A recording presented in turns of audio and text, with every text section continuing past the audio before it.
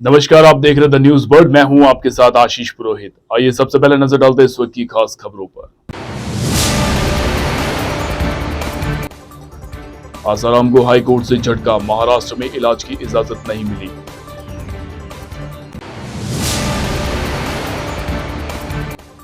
दुर्घटना में मौत हुई 12वीं के छात्र विक्रम के शारीरिक अंग दूसरों को देंगे जीवन दान।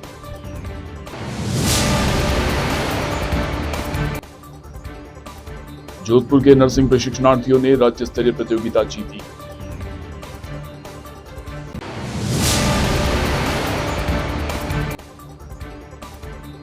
जोधपुर लोकसभा प्रत्याशी करण सिंह गुचियाडा ने बताया, पानी की समस्या का मुद्दा प्राथमिकता में रहेगा। और अब खबरें विस्तार से। अपने ही आश्रम की नाबालिग छात्रा से यौन उत्पीड़न के आरोप में जोधपुर की सेंट्रल जेल में आजीवन कारावास की सजा काट रहे आसाराम को हाईकोर्ट से एक और झटका मिला है। उसने महाराष्ट्र के पुणे में आयुर्वेदिक पद्धति से इलाज कराने की अनुमति के लिए याचिका दायर की थी, जिसे राजस्थान हाईकोर्ट ने खारिज कर दिया। इस संबंध में महाराष्ट्र पुलिस ने सुरक्षा का हवाला देकर आसाराम को इलाज के लिए मंजूरी नहीं देने की बात कही। इस पर हाईकोर्ट ने लॉ एंड ऑर्डर बिगड़ने की आशंका जताई और यह भी कहा है कि पुणे से अच्छा इलाज आसाराम को जोधपुर के ही एम्स अस्पताल में मिल सकता है। दरअसल आसाराम हाईकोर्ट से लेकर सुप्रीम कोर्ट तक उपचार के लिए कई याचिका लगा चुका है, लेकिन अभी तक उन्हें कहीं भी अंतरिम राहत नहीं मिल पाई है। फाल्गुन के महीने के चलते पूरे शहर में फाग उत्सव के आयोजन की धूम मची हुई है। मंदिरों में आज आमल की एकादशी पर भी शाम भक्तों ने जमकर फूलों की होली खेली। महोत्सव में राधा कृष्ण के साथ फूलों की होली खेली गई। आमल की एकादशी पर आज मंदिरों में विशेष आयोजन व मनोरथ हुए। जोधपुर लोकसभा क्षेत्र से भारतीय जनता पार्टी के प्रत्याशी केंद्रीय जल शक्ति मंत्री गजेंद्र सिंह शेखावत आज बदवासिया सब्जी मंडी में आयोजित फाग उत्सव में शामिल हुए। उन्होंने केसी ब्लॉक में आमल की एकादशी पर आयोजित फाग उत्सव व होली स्नेह मिलन में सम्मिलित होकर फूलों की होली खेली और सभी के साथ ठाकुर जी के भजन भी गाए।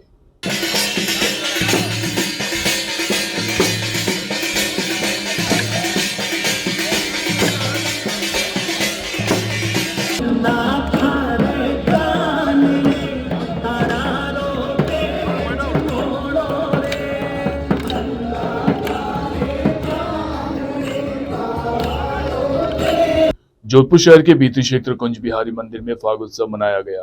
आयोजन विश्व हिंदू परिषद की तरफ से करवाया गया। इसमें विहिप के कार्यकर्ता व मातृशक्ति मौजूद रही। मंदिर में पुष्पों से होली खेली गई। मंदिर सेवा परिवार के भूपेंद्र वैष्णव ने बताया कि कुंज बिहारी मंदिर कटला बाजार राजकीय सेवा मंदिर है। मंदिर का निर्माण पूर्व महाराजा द्वारा करवाया गया। विश्व हिंदू परिषद के तत्वाधान में फाग उत्सव का आयोजन किया गया। वहीं विश्व हिंदू परिषद उत्तर के जिला अध्यक्ष वैद्युत सांकला ने बताया कि 500 साल पुराने इस कुंज बिहारी मंदिर में फाग उत्सव का आयोजन आज धूमधाम से किया गया।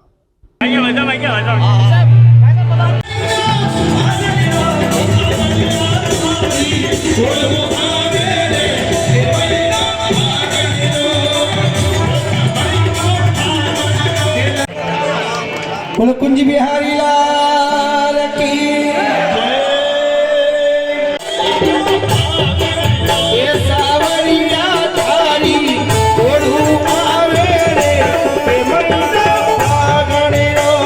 जय श्री राम। ये हमारे लिए बहुत हर्ष की खुशी की बात है कि हम विश्व हिंदू परिषद वाले सब लोग मिलके इस 500 वर्ष पुराने मंदिर प्रांगण में, जो कि ये कुंज बिहारी जी मंदिर श्री कृष्ण भगवान का है, और इस मंदिर में हम आज फागोत्सव मनाने जा रहे हैं, जो बहुत ही सुंदर कार्यक्रम हो रहा है। इसमें सारे विश्व हिंदू परिषद वाले और सारे हमारे संगठन के कार्यकर्ता और प्रांत के कार्यकर्ता, सारे अधिकारी वगैरह सब आए हैं और बहुत ही हर्षोल्लास से ये कार्यक्रम किया जा रहा है। बिहारी जी का मंदिर कटला बाजार राजकीय श्रेणी का मंदिर है। यह मंदिर 1790 में बनाया हुआ है। जोधपुर के महाराजा श्री विजय सिंह जी, उनके पासवान गुलाब राय ने अपने बेटे शेर सिंह की याद में इस मंदिर का निर्माण करवाया। आज के कार्यक्रम के बारे में बताइए। आज जो है यह फाग उत्सव मनाया जा रहा है। यहाँ पर फूलों की होली चल रही है और उसके साथ में सत्संग का कार्यक्रम चल रहा है। जोधपुर शहर के रातानाड़ा में गांची समाज के भाटी परिवार की ओर से सुंदरकांड पाठ और फाग उत्सव का आयोजन किया गया, जिसमें पंडित विपुल श्रीमाली और पंकज जहांगीर ने सुंदरकांड पाठ का संगीतमय वाचन किया। साथ ही फाग उत्सव में गायिका मंजू डागा ने होरिया प्रस्तुत की, जिन पर महिलाओं ने स्वांग रच कर नृत्य किया और पुष्प होली खेली। इस दौरान कैलाश भाटी, नंदकिशोर भाटी, मनोहर लाल भाटी, धर्मेंद्र भाटी, उषा भाटी सहित अनेक लोग उपस्थित रहे।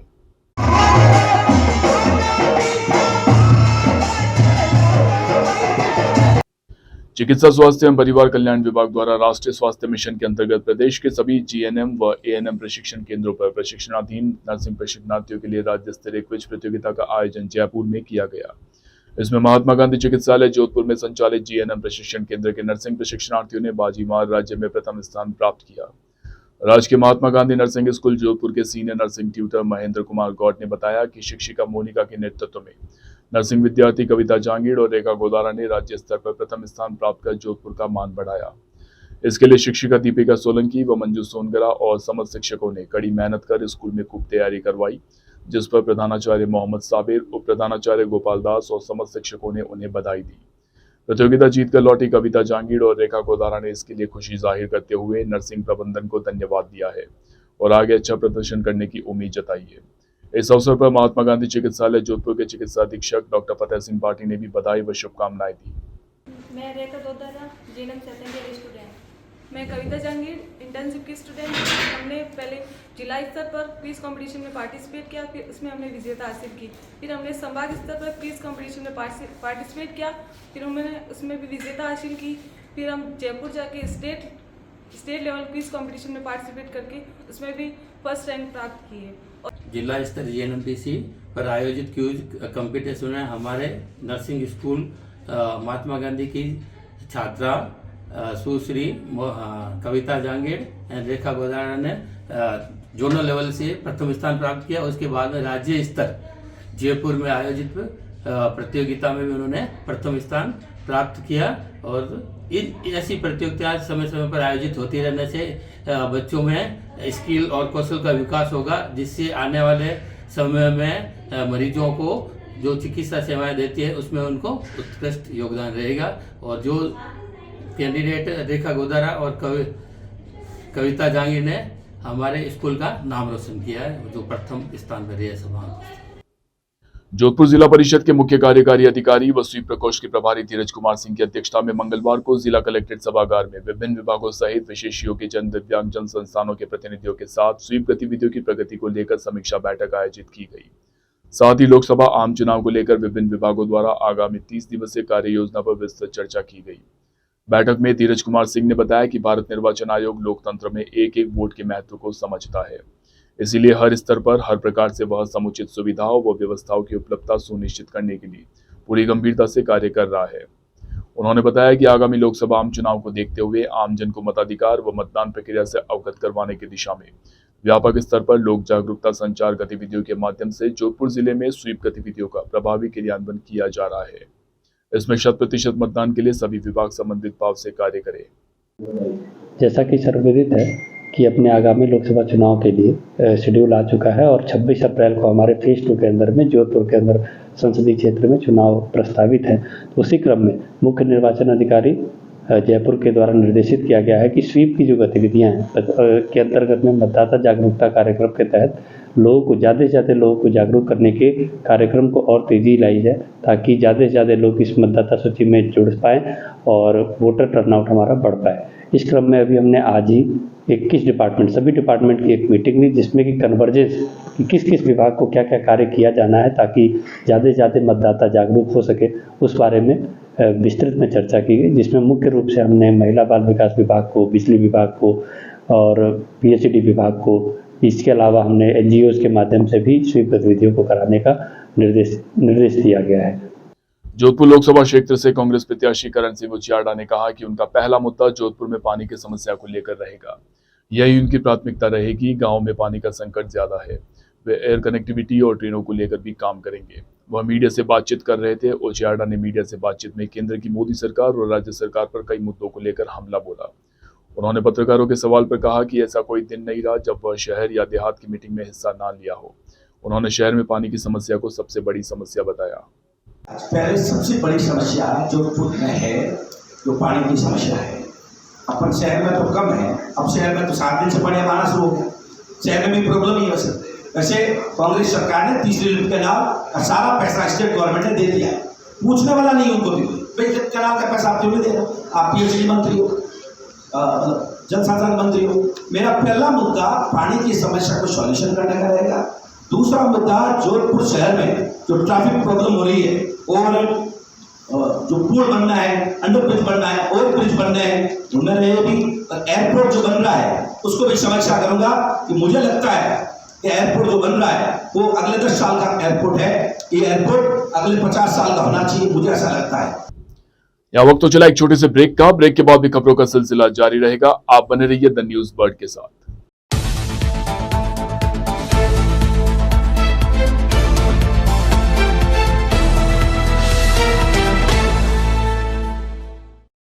ब्रेक के बाद एक बार फिर से आपका स्वागत है।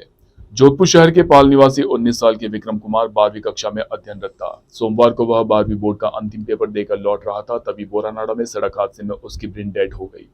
परिवार ने छात्र के अंगों को डोनेट करने का मानस बनाया और आज एम्स अस्पताल के चिकित्सकों की मौजूदगी में उसके किडनी, लीवर व अन्य मरीज को लगाए गए। विक्रम का बुधवार की सुबह ऑपरेशन कर 2 किडनी, हार्ट व लीवर को निकाला गया।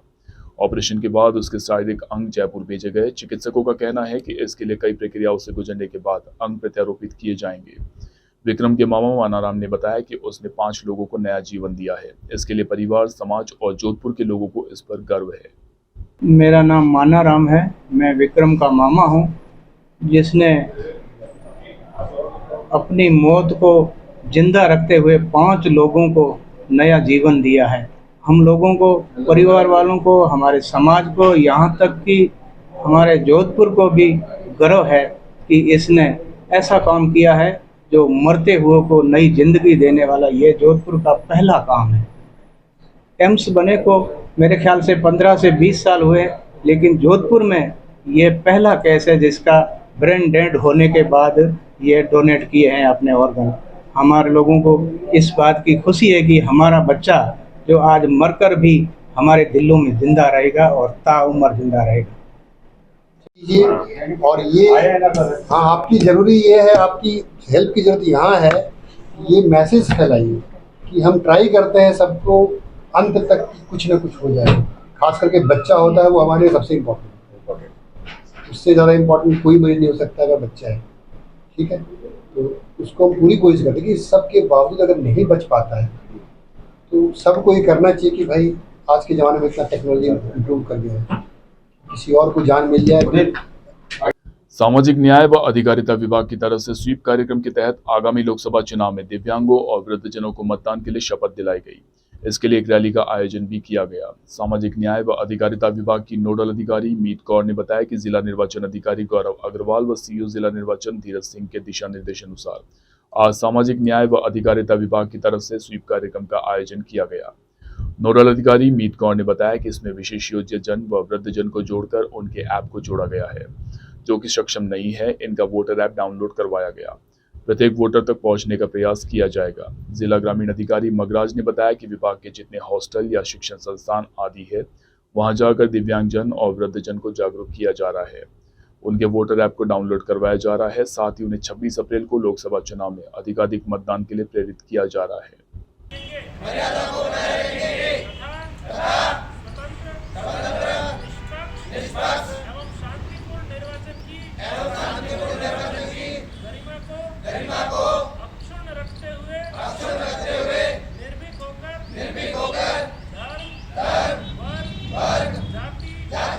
हमने पूरे जोधपुर ग्रामीण जिले में अपने ब्लॉक अधिकारियों को भी निर्देशित किया है और विशेष योग्यजन जितने भी हैं उनके माध्यम से हम रैली आयोजित कर रहे हैं।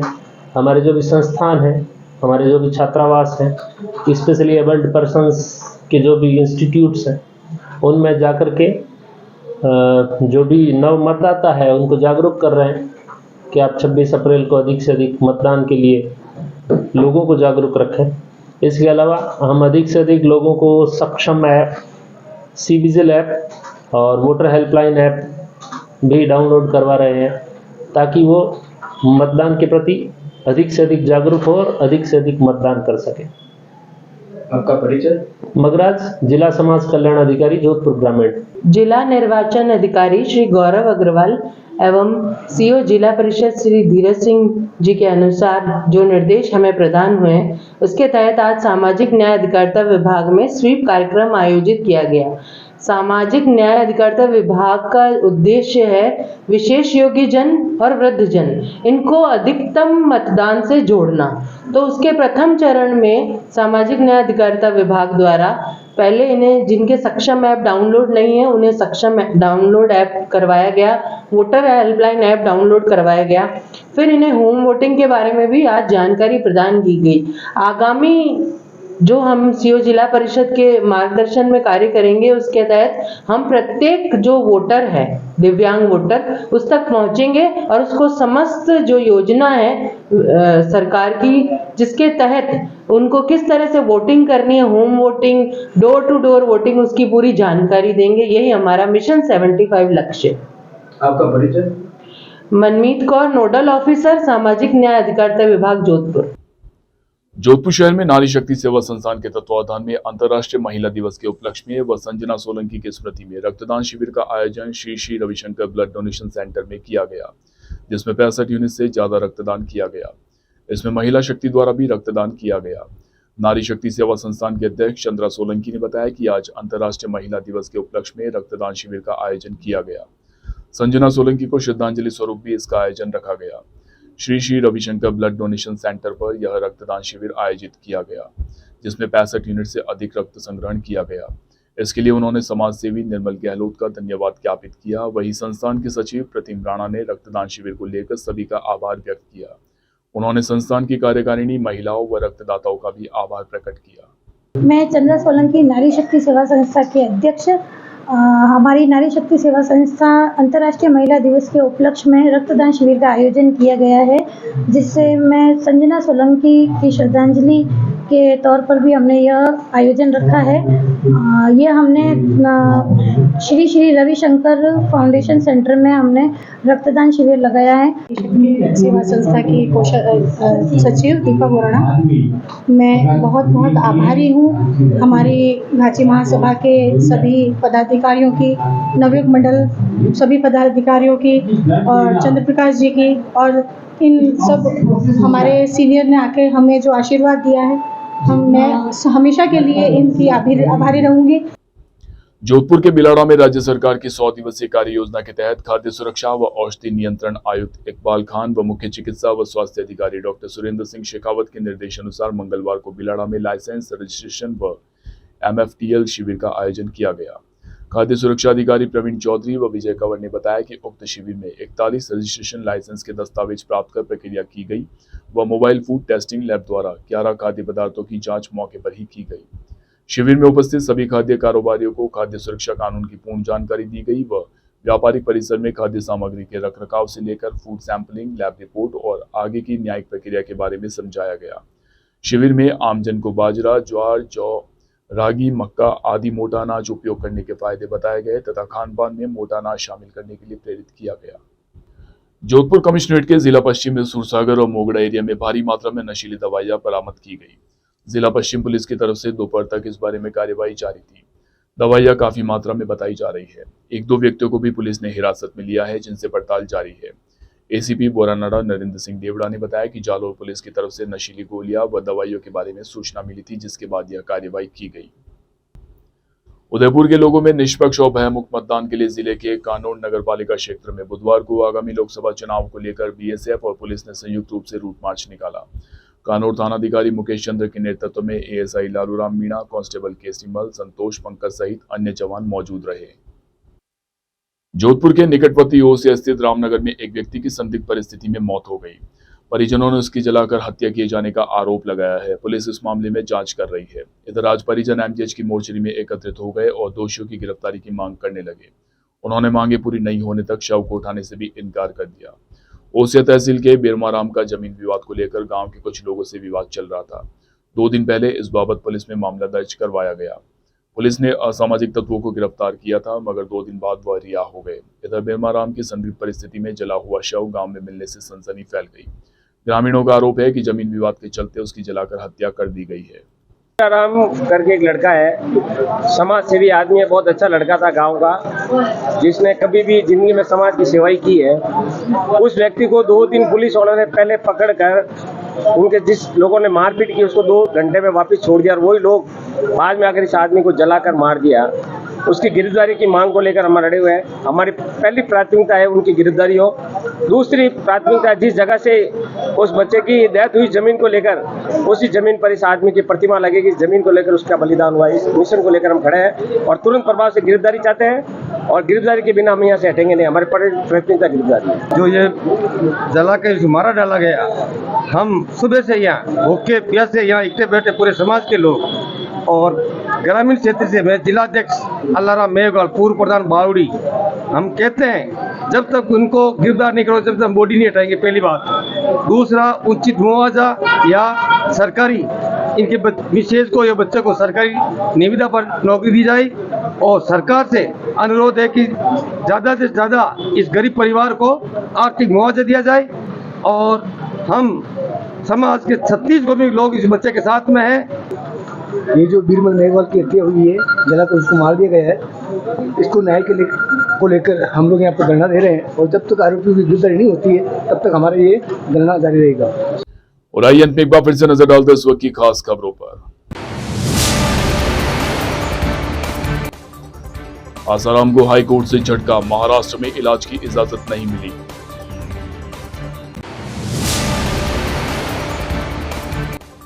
दुर्घटना में मौत हुई 12वीं के छात्र विक्रम के शारीरिक अंग दूसरों को देंगे जीवन दान।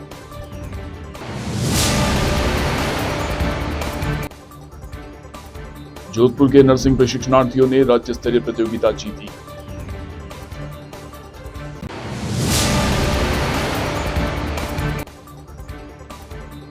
जोधपुर लोकसभा प्रत्याशी करण सिंह गुचियाडा ने बताया, पानी की समस्या का मुद्दा प्राथमिकता में रहेगा। अभी के लिए फिलहाल इस बुलेटिन में इतना ही। राज्य की और खबरें जानने के लिए आप बने रहिए द न्यूज़ बर्ड के साथ। नमस्कार।